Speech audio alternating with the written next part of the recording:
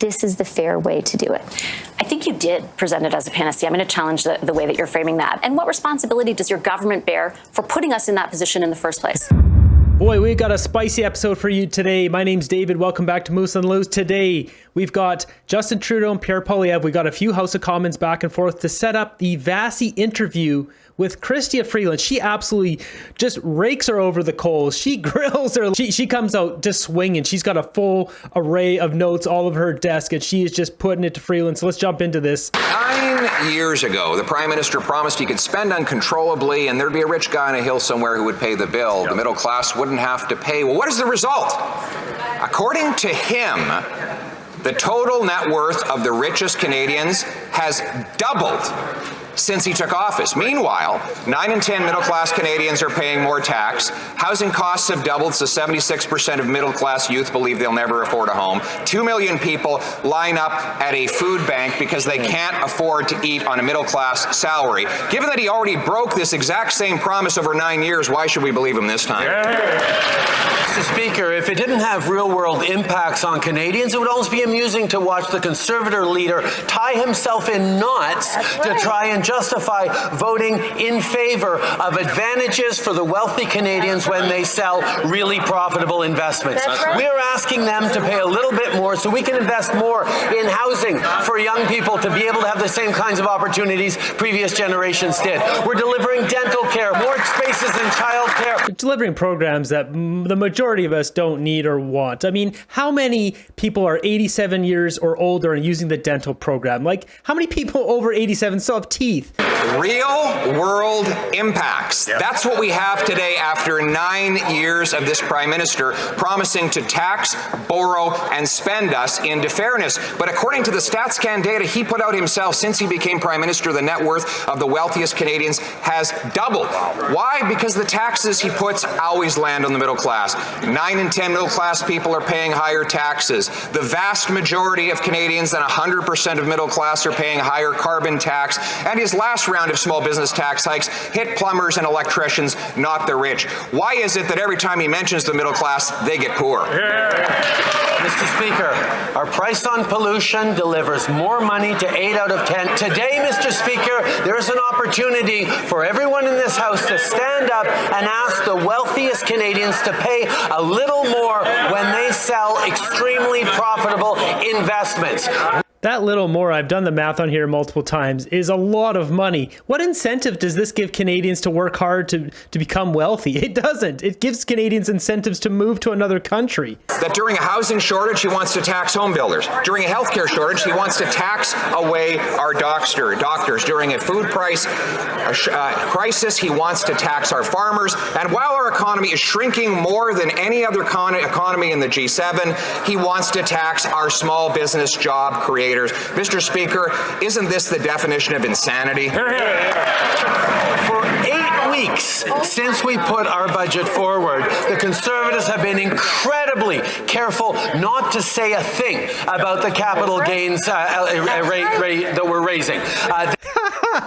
He just realized if he said we're increasing taxes, it doesn't sound good. So he's just just mumbling the garbage he always does. They didn't want to talk about it for 2 full months. And today, when they are choosing to vote with the wealthiest Canadians and against young Canadians, they're all trying to spin it in 9 different ways. The reality is they have an opportunity to vote with middle-class Canadians, and they're choosing to vote against them.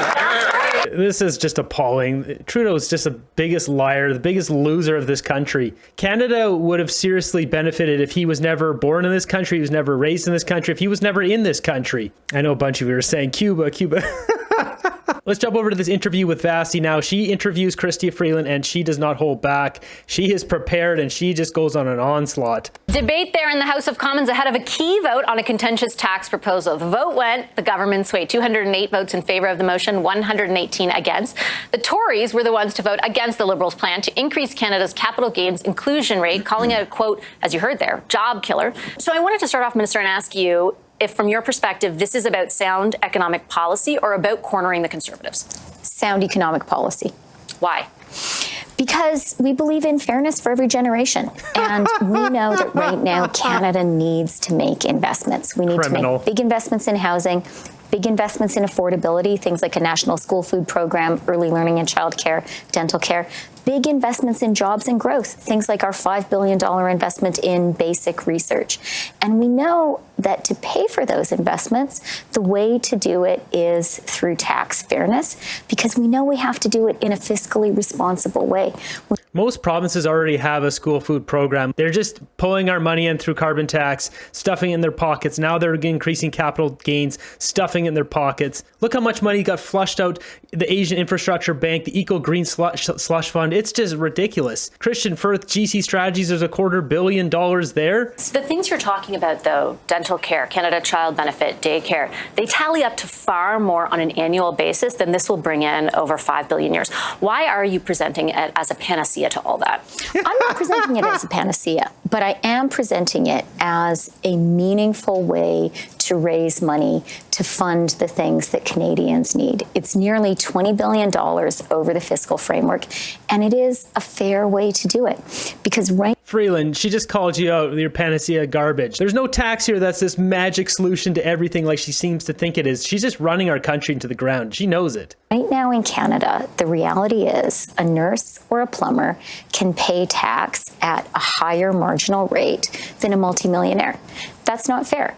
So if we need money to make investments in Canada and Canadians, this is the fair way to do it. I think you did present it as a panacea. I'm going to challenge the way that you're framing that based on your comments on Sunday. I'll read them directly to you. Do you want to live in a country where those at the very top live lives of luxury, but must do so in gated communities behind ever higher fences, using private healthcare and airplanes because the public sphere is so degraded and the wrath of the vast majority of their less privileged compatriots burns so hot? This is going to fix all that. And what responsibility does your government bear for putting us in that position in the first place? This is really going to help Canada because $20 billion is a meaningful amount of money to invest in the things Canadians need. Standing for fairness is really important too.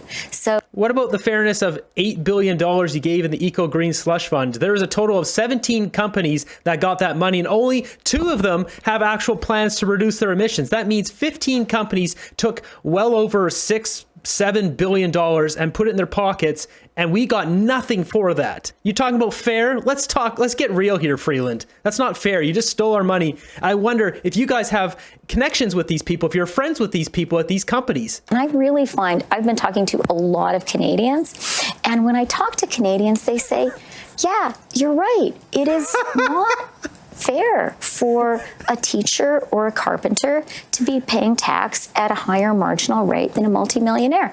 I think no, it's not fair for us to be paying $300,000 for all you stupid fools to be in the House of Commons, to be in government, ruining our country, getting rich, lacing your pockets, and doing stupid crap that's hurting us. That makes sense to people. But what's the proof point? Again, the second part of my question was, what responsibility does your government bear for putting us in a position where you yourself describe as the finance minister, the public sphere is so degraded? You talk about the money that your government is spending towards increasing the supply of housing. The CMHC says housing starts were down 7% nationally in 2023 from 2022 and expects them to further decline this year. Where's the proof point that the money you say that you're going to get from this additional revenue source is actually going to make Canadians' lives better? Well, StatsCan actually reported today that permits are at a high, permits for new home building. So that is a very, very positive moment. Yeah, but you need a permit before you build a house. And the fact that we have a fiscally responsible plan to invest in Canada and Canada. Oh, please. The permit thing is ridiculous. There's a girl on TikTok who's rebuilding a house in, I think, West Vancouver. Her and her husband, they're just ripping out the house and rebuilding themselves. Someone complained, got their renovation shut down. They can't film. They can't make money now because that's what they do to make money. Just to send in the permits was $1,800 for application, not even the cost of the permit. Permitting is ridiculous. If this was 1901, you would just go and build your house. You would just make an addition. There's no permits needed. Permits are the most ridiculous thing ever, unless it affects other people around you. If there's piping underground, I get it. You got to get permits, make sure you don't hit the water lines. But if it's like adding addition to your house, why is it so ridiculous in this country? But I do want to come back to what is at the heart of what we're doing.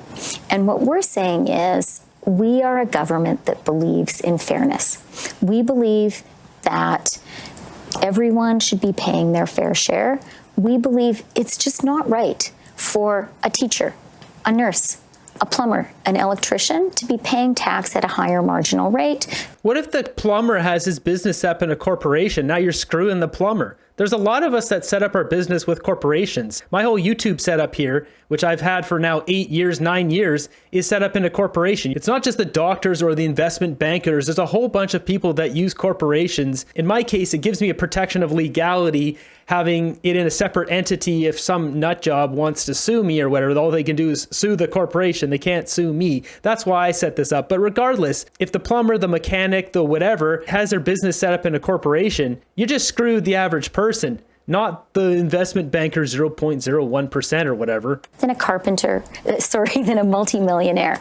And that is what is the case right now in Canada. And you believe only multimillionaires will be impacted by this? And I ask you that genuinely. I host a radio show during the day. I have been inundated the past 2 days with people who have called saying, I did not have a public sector job. I could not rely on a pension. So I decided to invest in a second rental property. I have worked nonstop in order to be able to do that. And I have paid taxes along the whole way. And now I'm being told I'm among the ultra wealthy that has to fund the government's income redistribution plan, essentially. Like, how is that about fairness? Well, first of all, I think it is really important for Canadians to be clear about what this measure actually is. And so, as you said in your really good introduction, the first $250,000 of capital gains every single year is going to continue to be taxed at the current rate. You just spoke about. So that little thing she said there, you're a really good introduction, whatever, that she's basically trying to soften Vassy because she realized Vassy is in full bulldog mode. And Freeland is better at this than Trudeau. Trudeau, he does the talking down thing. It's another tactic of interacting with an audience or using your body language to try to assert dominance. In this case, she's using the opposite. She's trying to butter her up. It's not going to work. But a rental property. That means if a couple owns a rental property, their first $500,000 of profit that they make is taxed at the current rate. That's a lot, and they can do that every single year. According to our calculations, 0.13% of Canadians will pay more every single year based on these measures. But the other thing, just to challenge you for a second, that's just an annual basis, right? That's not. Some people will only pay capital gains once over their entire lifetime. So the number of people who may be impacted could be far greater than what your government has put forward. I know you want to characterize this as we're okay to go after the wealthy and the Conservatives are not. But there are a lot of people who do not feel wealthy who feel you are going after them.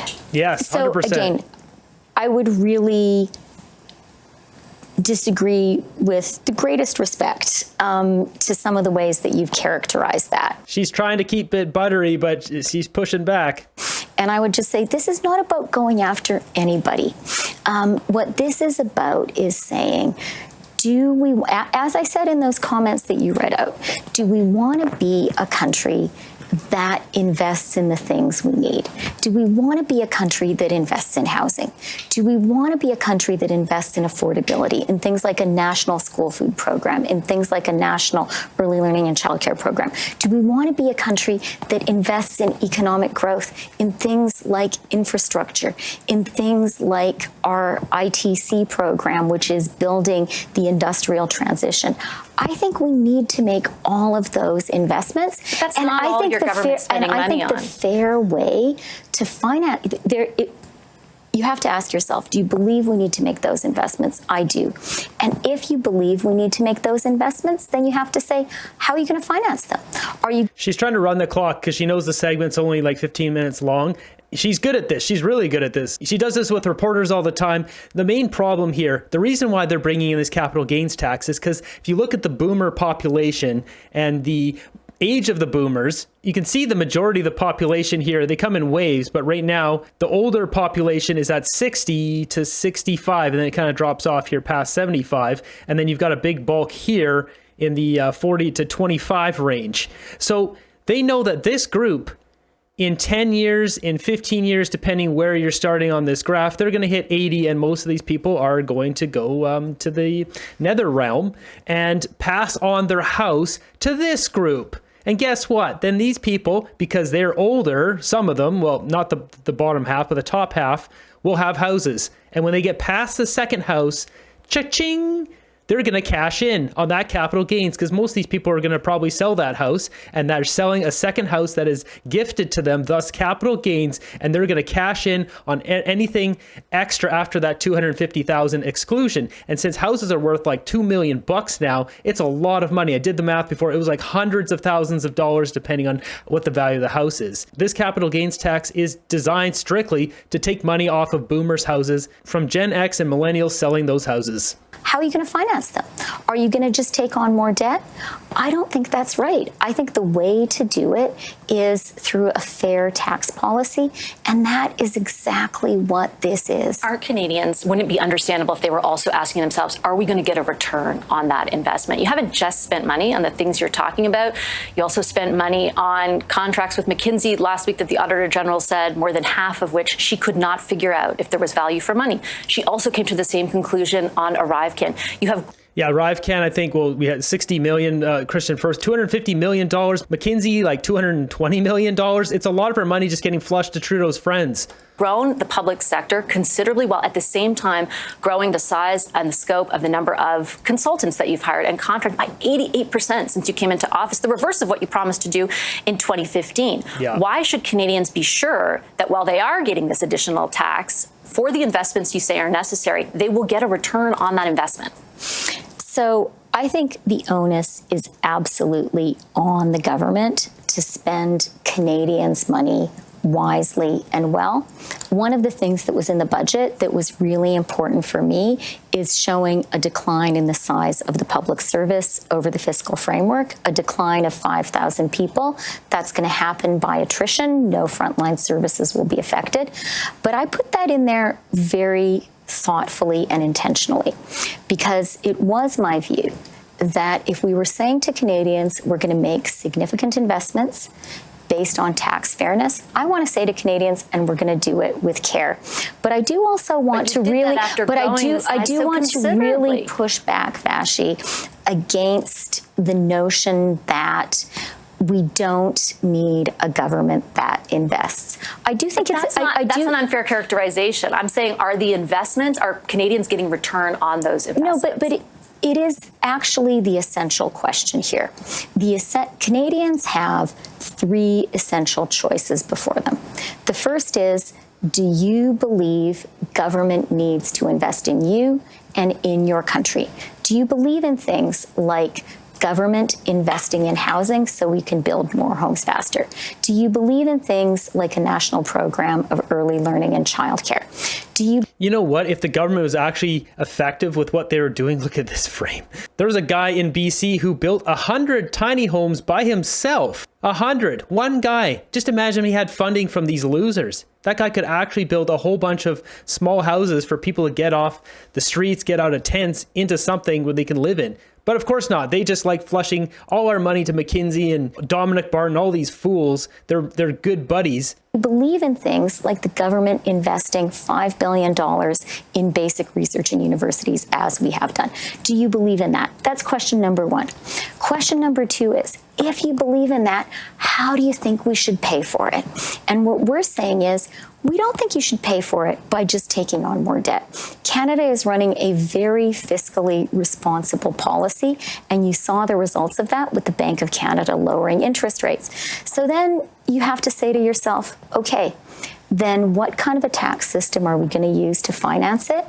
And this move that we're making on capital gains, it really is about bringing more fairness to the tax system. It's about saying someone whose only income is a salary, someone like a plumber, someone like a teacher, they just shouldn't be paying tax at a higher rate than someone who is a multimillionaire and whose principal income is through investment. The third question that you didn't flag, though, was the one that I'll circle back to. it's not just if you think you should invest or not. It's if you think the investments will actually pay off in the long term, that there will be a return on the investments you're making for Canadians. There is so much, but there are so much evidence that that's not the case. There are more people. Let me finish. There are more people than ever going to the food bank. GDP per capita is on the decline right now. Productivity, our own Deputy Bank of Canada governor is sounding an alarm about how terrible our productivity is relative to the United States. What is the evidence that you're going to take all that money from this new tax scheme and invest in ways that actually better our country? And don't you bear responsibility for the place we're at right now?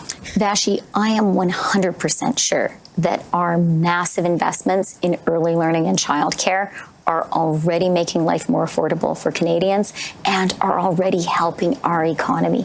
We have the highest participation rate of women of working age in Canadian history.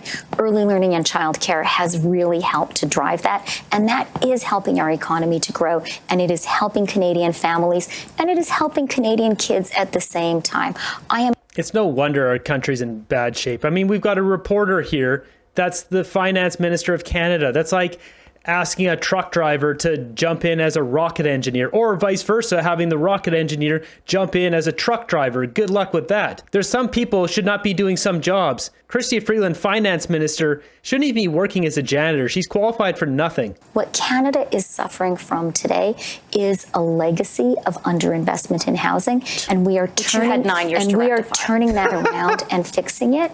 Blaming and Harper. I'm absolutely sure that we had to do this in a fiscally responsible way. Talking about fiscally responsible and then sending $2 billion to Ukraine when we got people living in tents. This is appalling. These Liberals have been an absolute disaster for our country. I don't know how they sleep at night knowing how many people end themselves because of how bad the situation is. How do they Scrooge McDuck it and they're just sleeping in a bed of money? They're like, oh, I don't care. I've destroyed lives. Literally, people are jumping off things. At least I'm getting rich. Like, that's all these people care about. I get it. We all need money, but you can't do it at the expense of another human. That is a basic fundamental law of ethics on this planet. The problem is those people, in this case, are running our government. Let's jump over to my group now and see what memes we've got today. Welcome to Canada, $9.99 for a pint.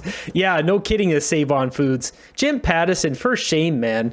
So Jim Pattison owns all these Save On Foods, I think buy low quality foods. The prices at all of these stores are appalling. Like, what's wrong with you, Jim Pattison? It's always so expensive. Meanwhile, at Walmart, they have strawberries for $2 and they're all moldy, but I'd take the moldy ones over the $10 ones. The World Economic Forum boasted Wednesday that governments globally collected $104 billion in carbon taxes last year to combat climate change. Yeah, and what happened with the climate? Did it change? The only climate that is changing is the climate of their bank accounts and the number growing. Klaus Schwab, buddy, go to the light. We've had enough. Test positive for a new variant, Coward 19.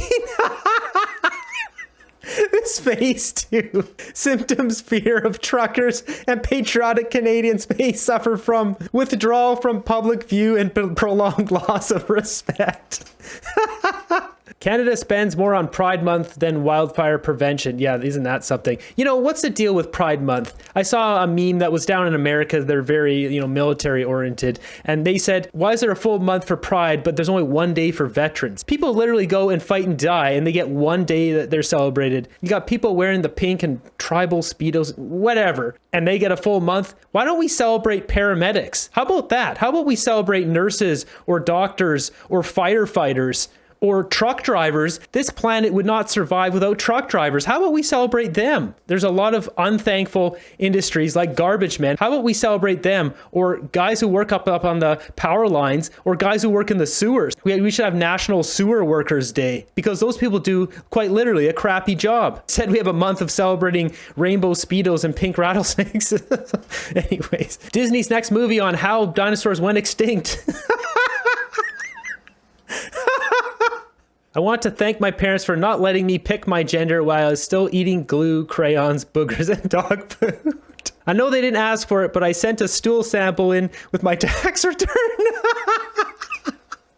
Do you realize that exposing the illegal things your government has been doing is illegal? Yeah, interesting point. Call me silly, but sticking your wanker in another man's hole does not merit a special flag or a month-long celebration. This comment, it deserves a wet wipe, not a flag. A lot of gay people, they don't want this whole month of celebration. They're embarrassed by it because they know we should be celebrating the paramedics. Tribal rainbow Speedos with full leather straps and hooks on the nipples and all this weird stuff. Once elected, I will be vegetarian. Yeah, this is what's going on. Am I stupid? Do I still support Justin Trudeau? Yes or no? I am stupid. I'm not stupid. A self-help tool for anyone questioning their sanity. I see Justin showed up at the garden party and paying his dues. Gender study when I was a kid. Yeah. Caitlyn Jenner to donate testicles to Justin Trudeau. Things I trust more than Justin Trudeau: Mexican tap water, taking pills from Bill Cosby, a Palestinian on a motorcycle, Bigfoot sighting, gas station sushi. People with cottages should pay more capital gains tax. Easy for you to say, we pay for your cottage. Sally, spell traitor. T-R-E. Let me know in the comments down below what you guys thought about that Vasi interview. Is she a conservative now? I know she plays both sides. She's always the bulldog, the tough cop. I don't see her really pushing hard on the conservatives at all. I mean, she's had Andrew Scheer on a few times, and she does push back on a few things. You know, mostly the conservatives not laying out a full campaign plan yet, but it's still over a year out. Why would they? It's just more things for Trudeau to kind of scoop up and use himself and say, I came up with it myself. I didn't steal it from Polyev. He's already done that multiple times now. So let me know what you guys think. Thanks for watching the end of the video here. I greatly appreciate it. Be sure to subscribe and hit the thumbs up. We'll ring the notification bell. We'll keep fighting for freedom, and we're getting closer to it. I'll see you guys in the next one.